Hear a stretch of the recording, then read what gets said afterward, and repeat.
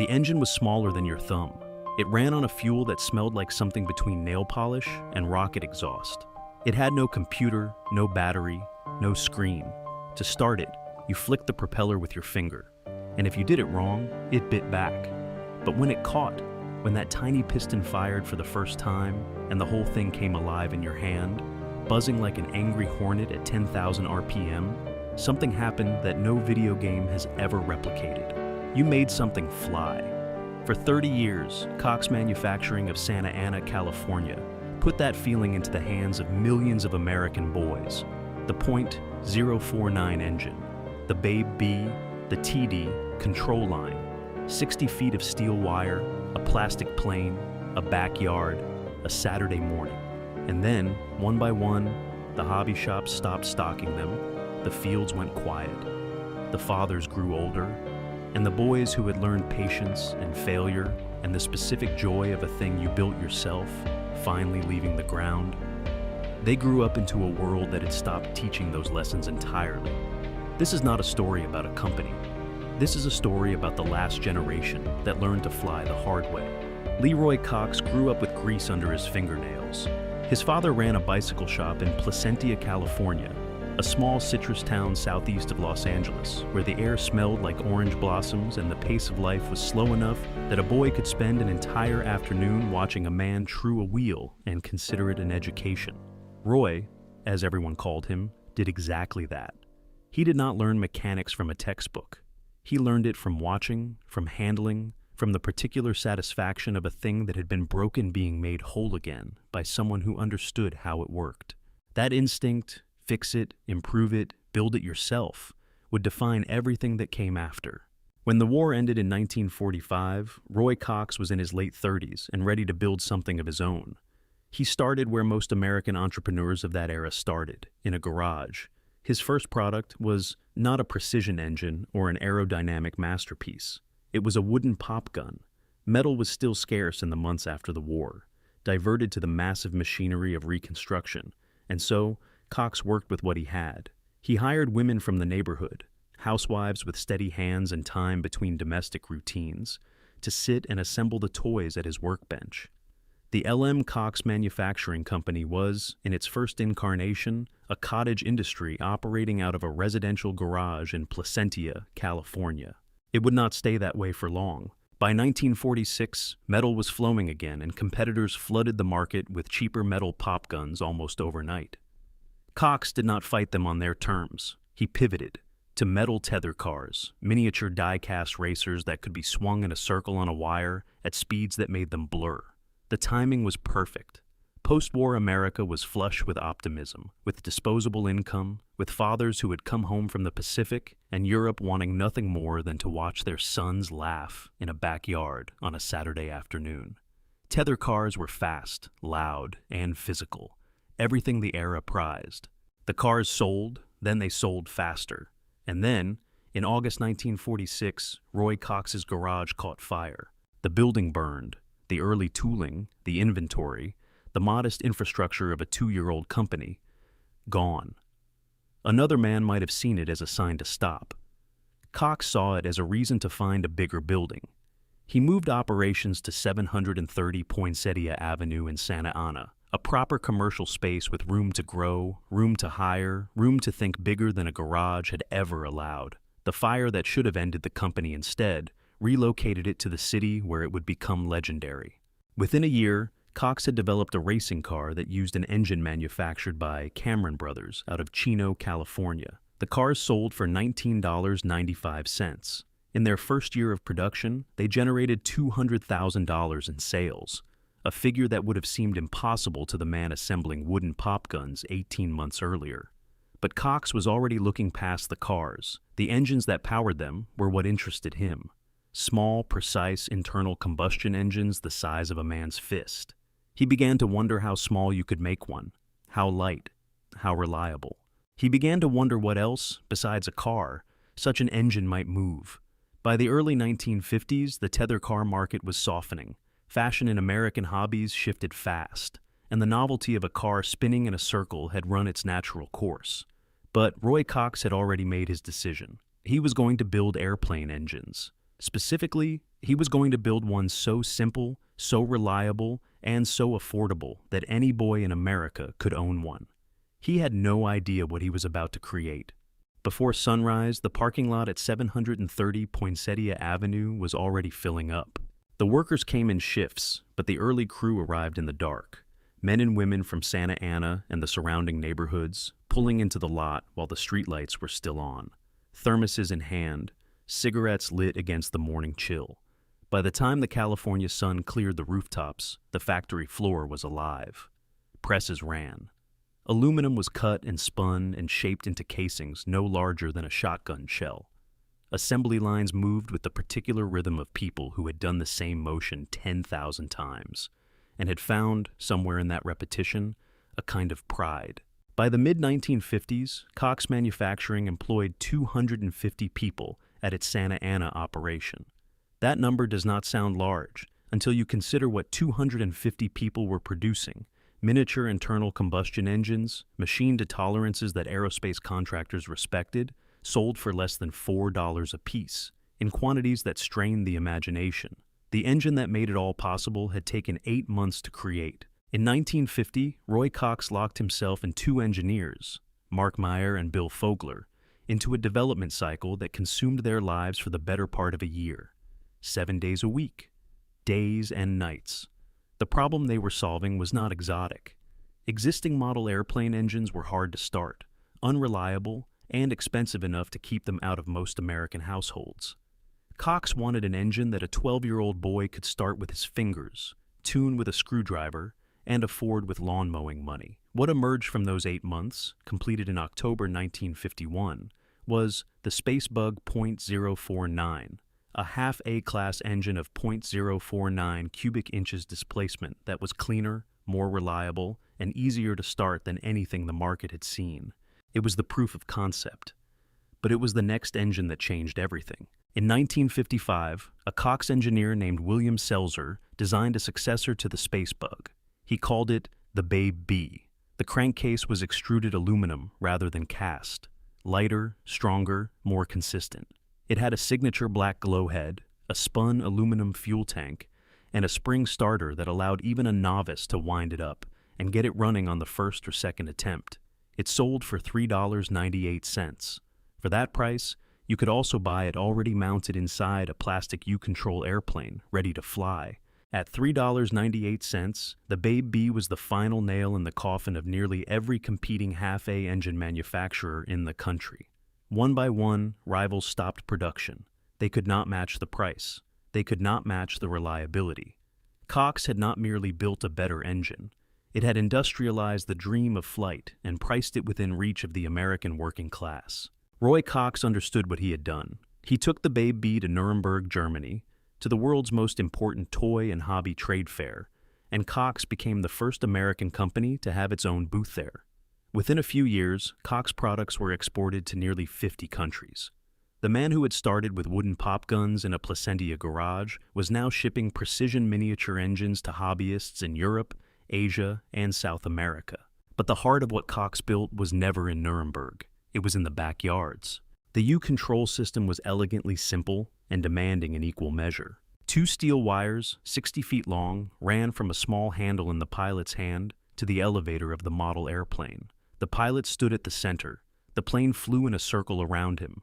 By moving the handle up or down, the pilot controlled the climb and dive of the aircraft. There was no radio, no computer assist, no margin for inattention. If you let the wires go slack, the plane nosed into the ground.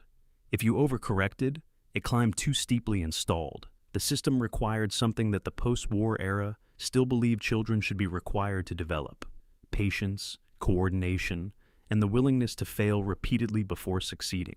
Across America, on Saturday mornings throughout the 1950s and into the 1960s, fathers and sons carried Cox boxes out to driveways and schoolyard blacktop and open fields at the edge of subdivisions. The ritual was consistent and unhurried. Find a level patch of ground. Fill the fuel tank from the small bottle, carefully, because the nitromethane blend stained everything it touched. Prime the engine. Flick the propeller with a practiced finger. Nail parallel to the blade, never perpendicular, because the engine could bite back, and it would. Then the moment. The engine catching, the propeller disappearing into a disk of motion, the airplane straining at the end of its wires, ready. Then the running. The pilot turning in slow circles, arm extended, the plane banking overhead at the end of its tether, and the sound, that high insect scream of a .049 at full throttle, carrying 3 backyards in every direction. In a neighborhood in Dayton, Ohio, a man named Gerald took his 8-year-old son Tommy to the empty lot behind the hardware store on the first Saturday of every month throughout the summer of 1962. Tommy had a Cox P-40 Warhawk, the olive drab one with the shark mouth painted on the nose. He crashed it 11 times before he learned to keep the wires taut. On the 12th flight, he flew 3 complete circles without incident, and Gerald, watching from the center, did not say anything. He just nodded once. That nod, Tommy would say decades later, was the most complete thing his father ever communicated to him. That is what Cox was selling. Not a product. A moment between a father and a son in an empty lot in Ohio on a Saturday morning in 1962. A moment that required no screen, no network, no battery, only a small aluminum engine spinning at 10,000 RPM and 2 people paying attention to the same thing at the same time. By the mid-1960s, Cox was producing multiple engine variants. The TD line for competitive flyers, the Pee-wee .020, marketed as the world's smallest model engine, the Golden Bee with its enlarged tank for stunt flying. The product line had expanded to more than 50 different engine models. The Santa Ana factory ran at full capacity. On a good day, 10,000 units moved through the building. None of the workers on that floor, none of the fathers in those backyards, none of the boys running in circles with steel wire in their hands. None of them knew the factory had already begun dying. They never do. The hobby shop on the corner did not close overnight. It changed slowly, the way most things change before they disappear. One shelf at a time, one product category at a time, one generation of customer at a time. In the early 1960s, the wall behind the counter at a typical American hobby shop was a topography of Cox boxes. The red and yellow packaging, the engine illustrations, the model names stacked in neat rows from floor to ceiling. By the late 1960s, something new had begun appearing on those same shelves. Longer boxes, narrower, printed with illustrations of objects pointing straight up. Rockets. Estes Industries out of Penrose, Colorado, had cracked the problem of the model rocket in 1958. A safe, reliable, factory-made solid propellant motor that any boy could purchase, load, and launch without burning down the neighborhood. By the mid-1960s, the rocket craze had taken hold of American youth with the particular ferocity that only a space race could generate. Sputnik had gone up in 1957. Alan Shepard had gone up in 1961. John Glenn had orbited the Earth in 1962. Every boy in America who looked at the sky was now looking up, not out. The dream had shifted from the horizontal circle of a control line plane to the vertical streak of a rocket against a blue afternoon. Cox flew in circles. Estes went straight to the moon. It was not a fatal blow, not yet. Control line flying had its own devoted community, and the .049 engine remained the most common half-A power plant in the world. But something had shifted in the cultural atmosphere of the American hobby shop, and Cox, still producing reliable engines in Santa Ana, still shipping to 50 countries, still dominant in its category, was slow to feel it. The company was too successful to be frightened, and success is the most effective blindfold ever invented. Then came 1969, and the blindfold tightened. Leroy Cox was 63 years old, and he was tired. His wife Myrtle had died, and the grief that followed was the kind that does not lift. It settles, becomes part of the weight of every morning. His own health was uncertain. He had built something extraordinary from a garage fire and a pair of working hands, and he had run it for 24 years, and now he was ready to let someone else carry it. In 1969, he sold the LM Cox Manufacturing Company to Leisure Dynamics, Inc. of Minneapolis, a hobby and toy conglomerate looking to expand its portfolio. The sale price was never widely reported. What was reported in the hobby press and in industry trade publications was that Leisure Dynamics intended to grow the Cox brand. And in the narrow sense of quarterly revenue, they did. Under new ownership, Cox expanded into HO scale trains, road race sets, boats, kites, yo-yos. Sales climbed toward $25 million a year. By any conventional business metric, the acquisition looked like a success. But Roy Cox was gone. And the difference between a company run by its founder and a company run by a conglomerate is not visible in the revenue line. It is visible in the decisions that do not get made, the product that does not get developed, the engineer whose suggestion does not get heard, the institutional knowledge that retires when the founder does and is never replaced. The man who had spent 8 months in a room with 2 engineers to get an engine right was no longer in the building. In 1971, Leisure Dynamics made a decision that seemed rational on paper and was, in practice, the first visible fracture in the foundation. They split the company in two: model production, the plastic airplanes, the ready-to-fly kits, the retail packaging, moved to Minnesota, closer to the Leisure Dynamics corporate center. Engine production remained in Santa Ana. 2 facilities, 2 management structures, 2 sets of priorities that would, over time, pull in subtly different directions. The workers in Santa Ana kept their jobs. The machines kept running. From the outside, nothing had changed.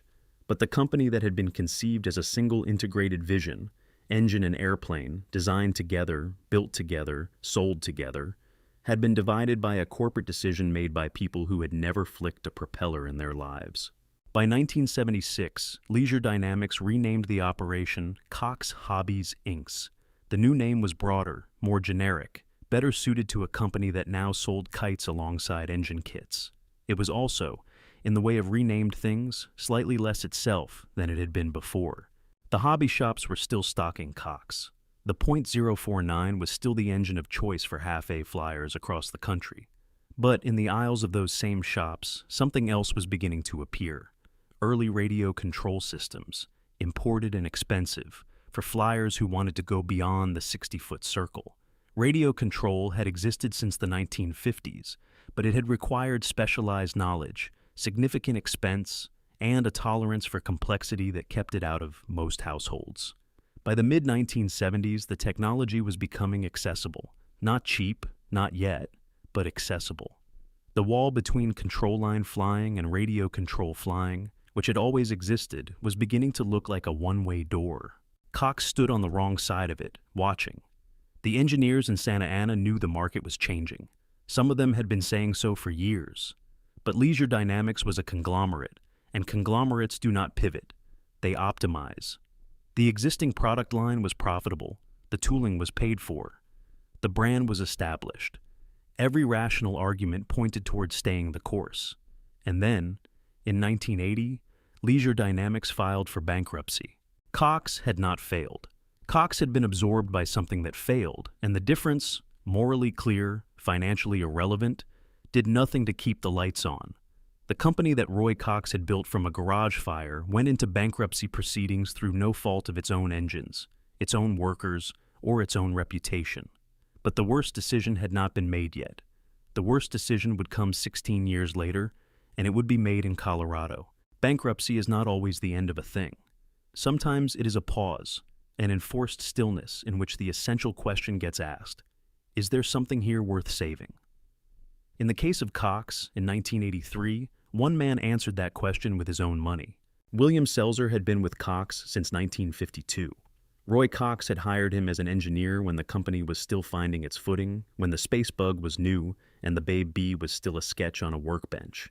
In the 30 years that followed, Selzer had risen to become president of the company under Leisure Dynamics, the institutional memory of an organization that had changed hands and changed names while he remained constant. He knew every machine on the floor. He knew the tolerances of every engine in the product line.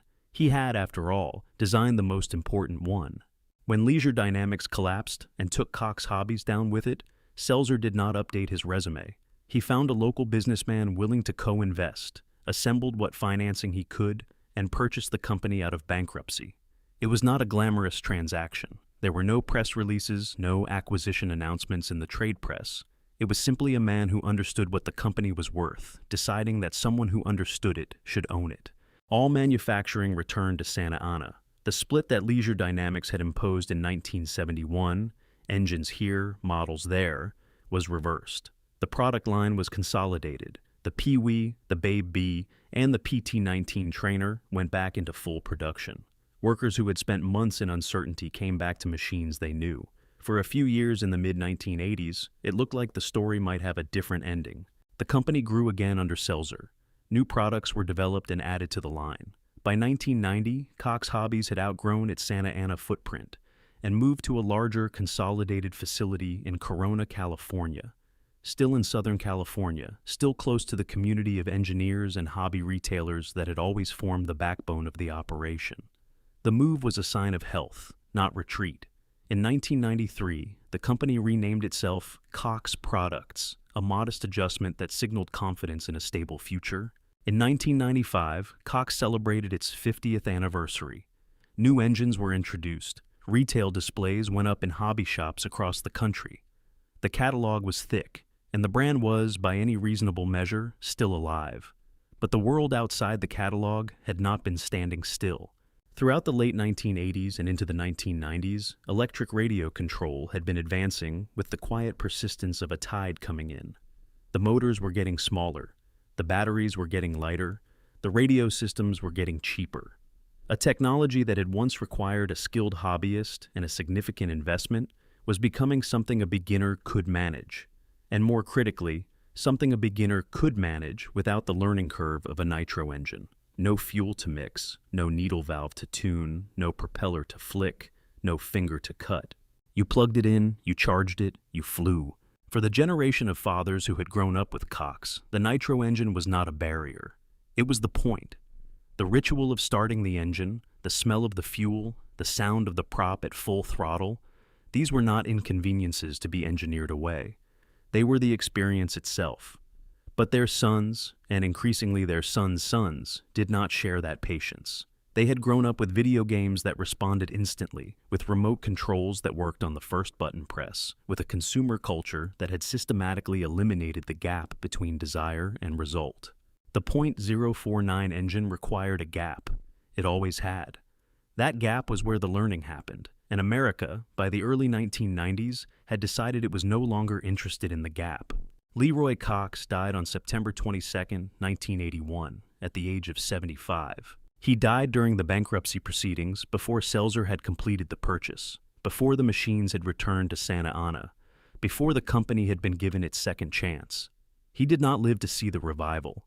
He did not live to see the 50th anniversary catalog, or the new engines, or the Corona facility. He had built something that outlasted his ownership of it by 12 years, and when it nearly died, he was not there to fight for it. And when it came back, he was not there to see it. What he left behind was a workforce that understood precision, a product line that still had no serious domestic competitor in its category, and a reputation built over 4 decades that even a conglomerate bankruptcy could not entirely dissolve. These were not small things. Selzer knew it. The engineers in Santa Ana knew it. The hobby retailers who still ordered Cox product knew it. But knowledge of a thing's value does not guarantee its survival. In the early 1990s, a quiet change began in the distribution landscape of the American hobby industry. Specialty hobby shops, the small independent retailers that had been Cox's primary sales channel for 40 years, were under pressure from the same forces dismantling independent retail across every category. Big box stores were expanding. Chains were consolidating. The hobby shop on the corner, the one with the Cox boxes stacked to the ceiling, was being replaced by a sporting goods aisle in a strip mall where the staff could not tell a Babe B from a glow plug. Cox had always sold through people who understood what they were selling. Now it was being asked to compete on a shelf where it sat next to products that required no explanation, no expertise, no ritual. The packaging was the same, the engine was the same, but the context that gave the product meaning, the knowledgeable retailer, the hobbyist community gathered around a counter on a Saturday morning, was eroding season by season. Meanwhile, the workers at the Corona facility were aging. The engineers who had been with the company since the Santa Ana years were retiring, and the institutional knowledge they carried, the particular feel of a well-tuned needle valve, the sound of an engine running at the correct RPM, the 100 small calibrations that separated a Cox engine from everything else on the market, retired with them. Replacements were hired, but replacement is not the same as succession. A craft knowledge that takes years to accumulate cannot be transferred in an onboarding session. By 1995, the year of the 50th anniversary celebration, The gap between what Cox had been and what the market was becoming had grown wide enough that no catalog, however thick, could paper over it. Bill Selzer had saved the company once, with his own hands and his own conviction. But the forces gathering against Cox in the mid-1990s were not a bankruptcy that one determined man could buy his way out of. They were structural. They were generational. They were the accumulated weight of a culture moving in a direction that had no room for a 60-foot wire and a Saturday morning, and the particular discipline of learning something the hard way. In January 1996, a company in Colorado made a phone call, and everything that Roy Cox had built in California began its final journey east. There is a particular kind of American story that does not get told often enough, the story of the man who stays. Not the founder, whose name goes on the building. Not the executive who arrives with a restructuring plan and a mandate from the board. The man who stays. Who was there when the thing was young and uncertain. Who learned its rhythms and its weaknesses. Who invested not capital, but years. And who, when the thing was threatened, chose to remain rather than move on to something easier. Bill Selzer was that man. He had joined Cox in 1952, the year the Spacebug went into full production. The year Roy Cox's gamble on the model airplane market was just beginning to pay off. Selzer was an engineer by training and a hobbyist by instinct. Exactly the kind of person Cox needed, and exactly the kind of person a conglomerate like Leisure Dynamics would later fail to value. He understood the engines not merely as manufactured objects, but as designed experiences, artifacts built to produce a specific sensation in the hands of a specific user. That understanding was not in any specification document. It lived in him.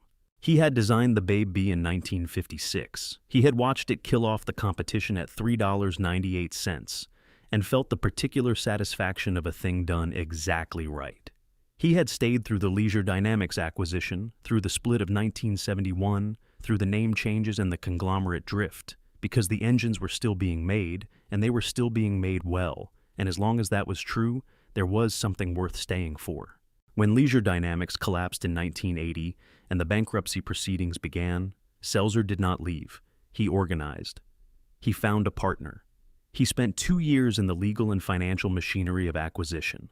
And in 1983, he brought the company home, back to Santa Ana, back to integrated production, back to the principle that the engine and the airplane that carried it should be designed and built by people who cared about flying. The revival was real. It was not nostalgia or stubbornness. It was a genuine second act, grounded in the same engineering discipline that had built the company the first time. Through the mid-1980s and into the early 1990s, Cox grew. The move to Corona in 1990 was an expansion, not a retreat. The 50th anniversary in 1995 was not a farewell. It was, in the minds of the people who worked there, a milestone on a longer road. But Selzer was in his 60s by then, and the industry around him had changed in ways that no individual act of will could reverse. The electric RC revolution was not a trend. It was a permanent restructuring of the hobby landscape, driven by technology that improved every year while nitro engine technology, mature, refined, near its physical limits, had nowhere left to go. Cox engines in 1995 were extraordinarily good. They were also, in the broader consumer market, increasingly invisible. The hobby shops that had always been Cox's lifeline were closing or consolidating. The chain stores that replaced them wanted products with mass market appeal, products that did not require a clerk who knew what a needle valve was. Cox had spent 50 years building a product for people who wanted to learn. The new retail environment was built for people who wanted to buy. Selzer understood the numbers. He had run the company long enough to know what a sustainable business looked like and what a declining one felt like. The question was not whether Cox could survive another decade under independent ownership. The question was what survival would cost and who would pay it. The answer came from Colorado. Across America in the early 1990s, the ritual was quietly ending, not with any announcement, not with a news story or an industry report, just with the accumulation of individual Saturdays on which a father went to the hobby shop and found the shelf a little thinner than it had been the year before. A discontinued model here, a missing engine variant there, the Cox P40 Warhawk, which had been a fixture of the product line for decades, gone from the display rack. The clerk behind the counter, if there still was a clerk, if it was still that kind of store, unable to say when it would be back in stock or whether it would be back at all. In a suburb of Columbus, Ohio, a man named Dennis had kept his son's Cox Super Bee in a shoebox on the garage shelf since 1988, the year his boy lost interest after 3 flights and moved on to a Nintendo. Dennis had not thrown it away. He was not entirely sure why. It was just a plastic airplane with a small engine and a spool of wire, and it had cost him $11 at the hobby shop on Henderson Road, and something about it made it impossible to put in the trash. On Saturday mornings, occasionally, he took it down from the shelf and held it for a moment. Not to fly it, just to hold it, before putting it back. He was not alone in this. He did not know that yet. The internet was still young, and the communities of men who felt precisely this way, about precisely this object, had not yet found each other. They would, eventually. But in 1993, 1994, 1995, the feeling was private. A small, unexplained loyalty to a thing that the market had decided to move past. Back in Corona, the production lines were running, but the rhythm had changed. The workers who had been with the company since the Santa Ana years were reaching retirement age, and there was no longer a natural pipeline of young engineers drawn to the craft of miniature engine manufacturing the way there had been in the 1950s and 1960s. The machines were maintained. The quality was held. But the accumulated knowledge of 4 decades, the specific tactile understanding of how a Cox engine should feel when it was perfectly tuned, the sound of a prop at the correct RPM, was walking out the door one retirement party at a time and not coming back. In 1995, Cox manufactured a small run of new engines to mark its 50th anniversary. The gesture was genuine and the engines were good as anything the company had ever produced. But the timing had the quality of a final flourish, a craftsman's pride asserted against a market that had already made its decision. Bill Selzer had given the company 13 years of his own conviction. He had bought it from bankruptcy with his own hands, rebuilt it in Santa Ana, moved it to Corona, celebrated its 50th year. He had done everything a man who understood a thing could do to preserve it, but the forces that were closing in on Cox in 1996 were not the kind that engineering discipline or institutional loyalty could deflect. They were economic, they were generational, and they were patient in the way that large forces are always patient, because they do not need to hurry. They only need to wait. When Estes Industries of Penrose, Colorado, made its offer in early 1996, Selzer accepted it. There is no public record of what he said when he signed the papers. There is no account of what the engineers on the floor were told, or how the news moved through the Corona facility on the day it became official. There is only what happened next, and what happened next was the sound of trucks being loaded in a California parking lot for the last time. January in Corona, California is not dramatic weather. There is no snow, no frozen ground, no gray sky pressing down on a factory roof the way there might be in Ohio or Pennsylvania when a plant closes.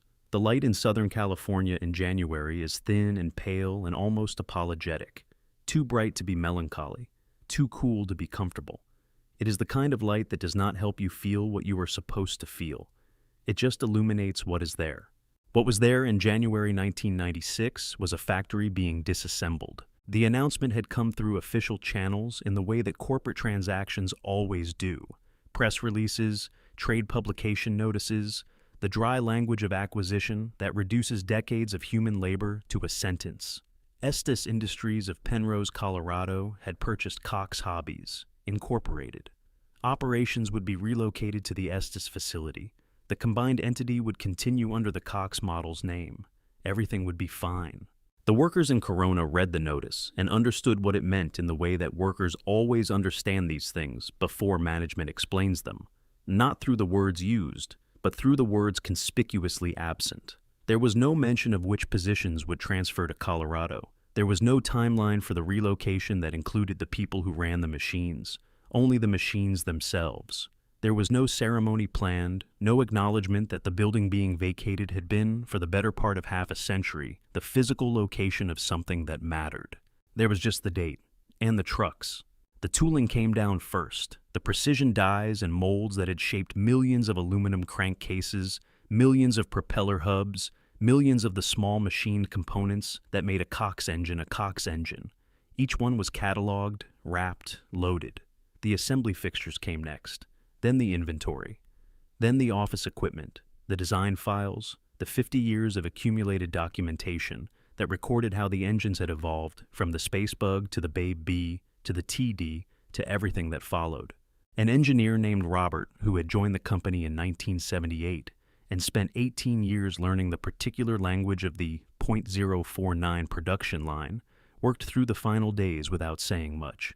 He was not the type for speeches, and there was no one to make a speech to. The atmosphere in the building was not grief exactly, more a focused quiet, the way people get when they are concentrating on the practical details of a thing, because the emotional reality of the thing is too large to look at directly. He helped load the trucks. He verified the inventory manifests.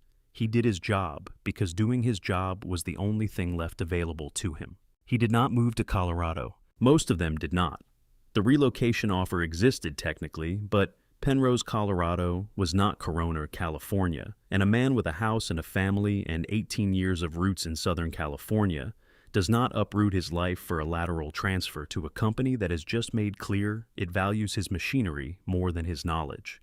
One by one, the engineers and line workers of the Corona facility made their individual calculations and arrived at the same conclusion. They would find something else. Southern California still had manufacturing. It would not be the same, but it would be something. What it would not be was Cox. The engines that came off the Penrose line in the months after the relocation were, by technical specification, identical to the engines that had come off the Corona line. Same dimensions, same materials, same part numbers. But the hobbyists who had been buying Cox engines for 20 and 30 years noticed something that could not be captured in a specification document. The feel was slightly different. The consistency was slightly different. The indefinable quality that had made a Cox engine, the accumulated craft knowledge of people who had spent decades making the same object, had not transferred with the tooling. It had retired. It had declined the relocation offer. It had gone home to Corona and not come back. In Dayton, Ohio, Tommy was 34 years old in January 1996. He had not flown a control line airplane since childhood. The P-40 Warhawk, the olive drab one with the shark mouth, the one his father Gerald had watched him crash 11 times before he got it right, had been lost somewhere in the accumulated geography of a life. A move after college, another after marriage, the slow dispersal of childhood objects that happens when no one is paying attention. He did not think about it often, but he subscribed to a small hobby magazine, the kind printed on newsprint with classified ads in the back, and in the February 1996 issue, there was a brief item, 4 sentences buried in the industry news column, noting that Cox Hobbies had been acquired by Estes Industries and that production had moved to Colorado. He read it twice. He did not call his father that day. Gerald was 71 by then, slower than he had been, living in the same house in Dayton, where Tommy had grown up. The empty lot behind the hardware store where they had flown on the first Saturday of every month had been a parking garage since 1979. Tommy thought about calling.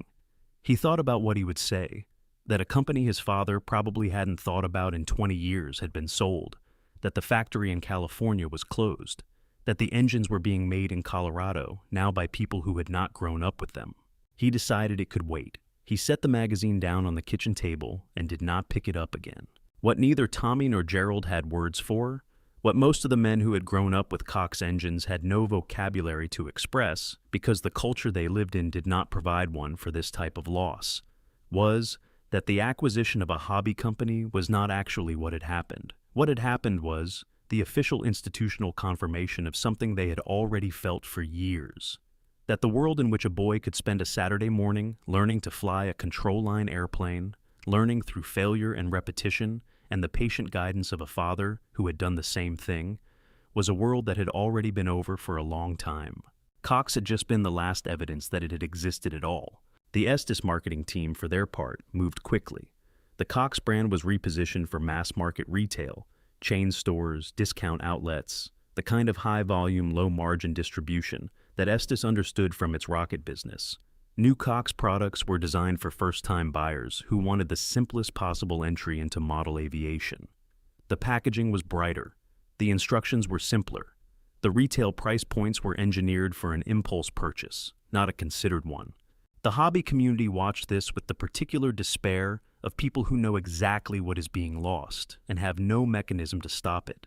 On the forums and in the hobby press and in the letters columns of the small newsprint magazines, the reaction was consistent and unanimous. Cox, as the hobbyists of the world, had known it was gone. The name remained. The engines technically remained. But the thing that the name had meant, precision, craft, the democratic dream of a $4 engine that could teach a boy to fly, had been subordinated to a marketing strategy designed for a customer who did not know what a needle valve was and did not want to learn. Estes had not bought Cox to preserve it. Estes had bought Cox to sell it. And somewhere in Corona, California, in a parking lot that was emptier than it had been the month before, the thin January light fell on a building that still had the ghost of engine oil in its walls and the memory of 10,000 propellers in its rafters.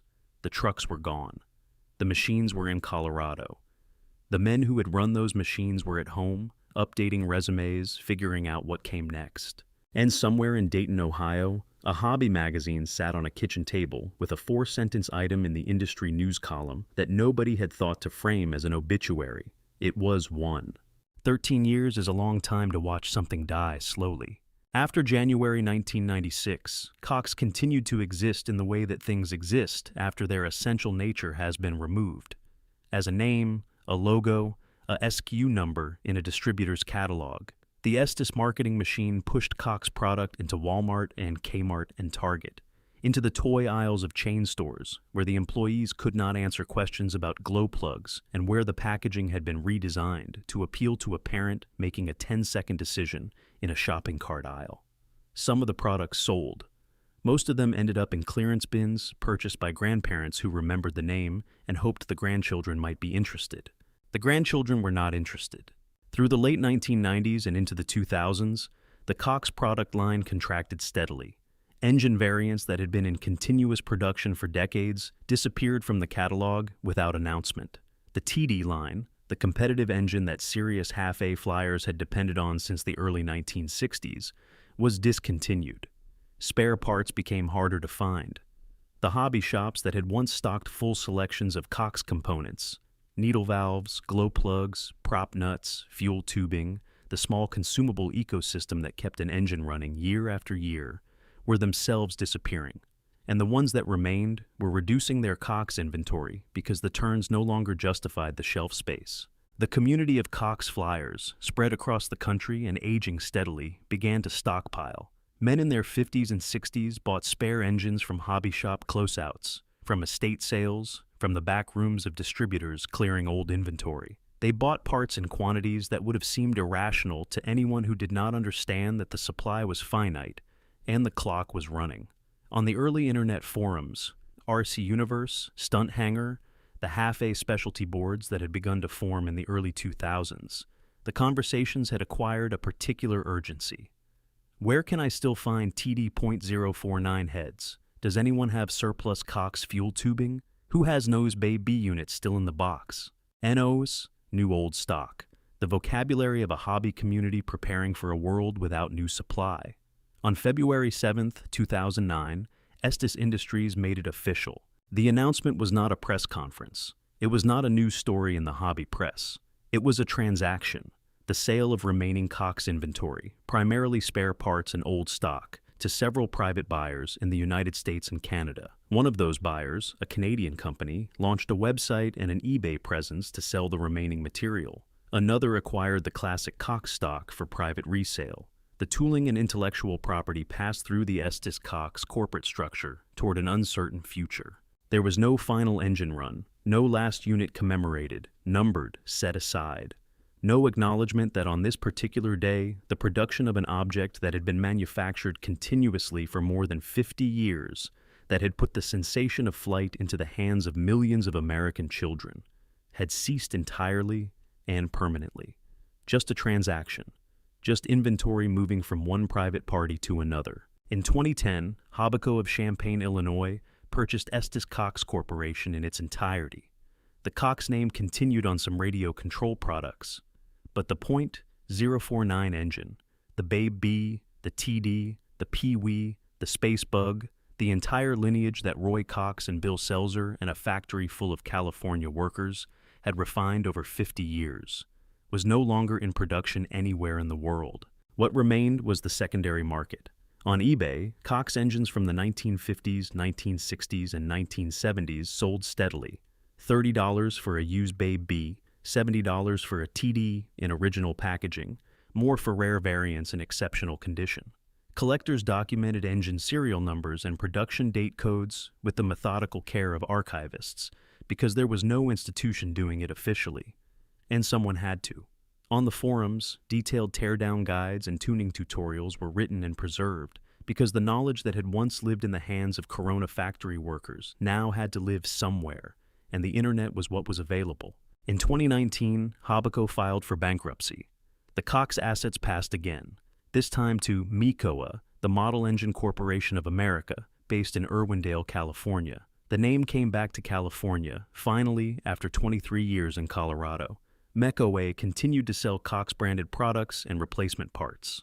But the engines, the actual miniature internal combustion engines, machined to tolerances that had once made aerospace contractors pay attention, sold for less than $4 and placed into the hands of boys who had not yet learned what patience was. Those were gone. They had been gone, really, since the trucks left Corona in January 1996. February 7th, 2009, was simply the date the paperwork caught up with the reality. Tommy found one at an estate sale in 2011. Not a P-40 Warhawk. Those were harder to come by, and the good ones had already been claimed by collectors who knew what they were looking for. What he found was a Babe B.049, still in its original orange and yellow box, the cardboard softened by decades in a garage, but the engine inside untouched. The glow head still black, the aluminum casing still bright where the machining had left its marks. The smell when he opened the box, that particular compound of metal and residual fuel and old cardboard, was so specific, so unchanged from 40 years earlier, that he stood in a stranger's driveway in suburban Dayton and did not move for a moment. He paid $12 for it. He called his father that evening. Gerald was 86, slower now, the voice on the phone a thinner version of the voice that had said nothing and nodded once on a Saturday morning in 1962, when his son finally flew 3 circles without crashing. Tommy told him about the estate sale, about the Babe B in the box, about the smell. Gerald was quiet for a moment. Then he said, "I had one of those. I wonder what happened to it." They talked for an hour. Not about the company, not about acquisitions or bankruptcy proceedings or the trucks that had left Corona in January 1996. They talked about the empty lot behind the hardware store on Henderson Road, about the specific technique for flicking a propeller without losing a fingernail, about the summer Tommy had finally learned to do an outside loop, the maneuver that required counterintuitive control inputs that took weeks to understand and one afternoon to master, about the sound. Gerald said he still remembered the sound. Tommy said he did too. Gerald died in 2014. Tommy still has the Babe B. It sits on a shelf in his garage in Dayton, between a can of old spray paint and a coffee can full of miscellaneous hardware. He has never run it. He has no particular plan to run it. The engine is complete and functional. Cox .049 engines made in the 1960s and 1970s were built to tolerances that have allowed many of them to outlast the factories that made them, the companies that sold them, and most of the men who flew them. If Tommy filled the tank and flicked the prop, it would almost certainly start. But that is not what it is for now. Across the country, in garages and spare bedrooms and climate-controlled hobby rooms, thousands of men roughly Tommy's age have made the same quiet decision. The engines are kept. Some are displayed. Some are cataloged with the serial number and production date recorded in a notebook or a spreadsheet, contributing to the collective archive that the community has assembled in the absence of any official institution.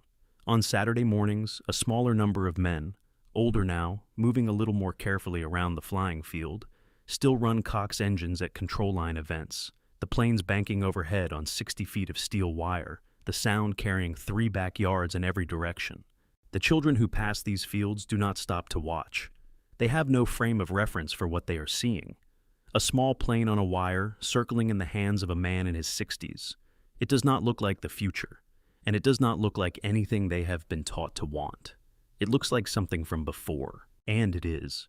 It is from before the gap was closed, before patience became optional, before the space between desire and result was engineered down to nothing in the name of accessibility. It is from a time when learning to fly meant standing in a field and failing and adjusting and failing again, with nothing to guide you but wire tension and wind, and a father standing at the center of the circle who had already learned everything the hard way and was waiting, without impatience, for you to learn it too. The Babe B on Tommy's shelf does not know any of this. It is a machined aluminum object, 0.049 cubic inches of displacement, built in Corona, California, sometime before January 1996. It has no memory. It holds no grief. That part belongs to the people.